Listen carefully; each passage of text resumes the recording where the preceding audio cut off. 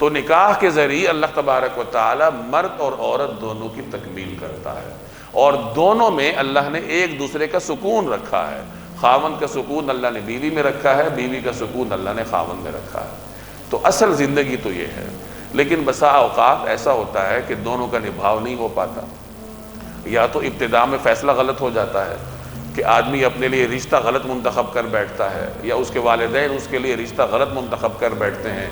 دونوں میں فرق ہوتا ہے، یا دونوں میں مزاج کا فرق ہے، یا تعلیم کا فرق ہے، یا جو بھی ہے، کچھ بھی ہو آپس میں نبھاؤ نہیں ہوتا، اور یہ ایک فطری چیز ہے۔ کبھی کبھار دونوں میں نبھاؤ نہیں ہوتا تو یہ کوئی انہونی بات نہیں ہوتی۔ پیچھے آپ نے پڑھا نہیں، حضرت زید بن حارثہ اور حضرت زینب بنت جحش جو کائنات کے افضل ترین لوگوں میں سے ہیں، کہ رسول اللہ صلی اللہ علیہ وسلم کے صحابہ ہیں، آپس کا نبھاؤ نہیں ہوا، طلاق ہو گئی۔ وہ واقعہ خود قرآن کریم ذکر کر رہا ہے۔ تو بسا اوقات ایسا ہو جاتا ہے، یہ انسان کی فطرت میں ہے۔ اب اگر کسی وجہ سے میاں اور بیوی یہ دیکھ لیں کہ ہمارا آپس کا نبھاؤ نہیں ہو رہا، تو اللہ نے پھر علیحدگی کا راستہ رکھا ہے۔ یاد رکھیے، عمومی حالات میں طلاق سب سے زیادہ مبغوض عمل ہے حلال کاموں میں، مباح کاموں میں، کہ جو مباح چیزیں اللہ نے لوگوں کے لیے جائز کر رکھی ہیں، ان میں سب سے مبغوض چیز طلاق ہے۔ یہ عمومی تعلیم ہے، لیکن اگر خصوصیت کے ساتھ کسی خاص گھرانے کا طرز عمل ایسا ہو کہ ان کا رہنا ان کے لیے باعث اذیت ہو،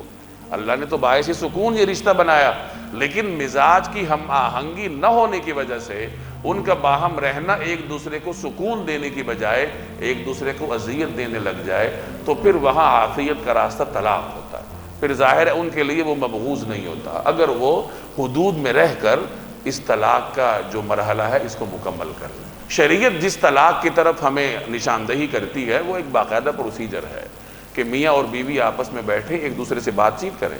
کہ ہمارا گزارا ہوتا ہے یا نہیں ہوتا۔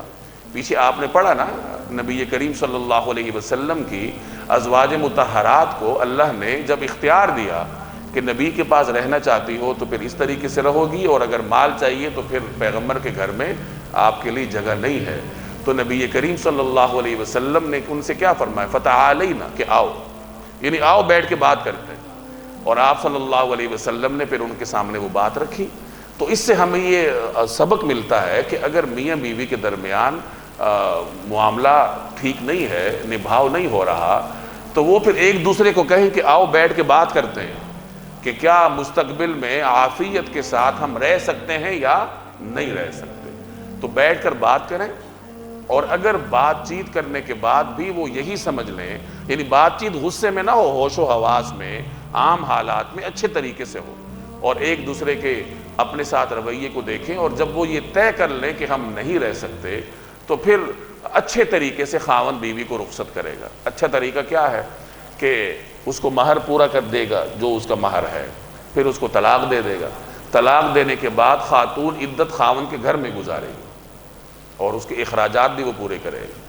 اور جب عدت ختم ہو جائے گی اور اس کے رخصت ہونے کا مرحلہ آ جائے گا، تو پھر خاوند اس کو کوئی اچھا سا جوڑا دے کر، تحفے تحائف دے کر خوبصورت طریقے سے رخصت کرے گا۔ علماء فرماتے ہیں کہ جس جوڑے میں وہ اس کو بیاہ کر لایا تھا، تو بہتر یہی ہے کہ وہی جوڑا اس کو دے دے، یا اس سے کوئی اچھا جوڑا، کوئی نہ کوئی تحفہ اس کو دے دے، اور عزت کے ساتھ بیوی کو رخصت کر دے، اور اس کے بعد دونوں فریق اپنی زبان کو تالا لگا دے کہ ایک دوسرے کے خلاف کسی قسم کی بات چیت نہ کریں۔ یہ نکاح کا وہ طریقہ کار ہے جو کہ شریعت ہمیں سکھاتی ہے کہ اگر آپ کا نبھاؤ نہیں ہوتا، علیحدگی اختیار کر لو، لیکن اس طریقے کے مطابق۔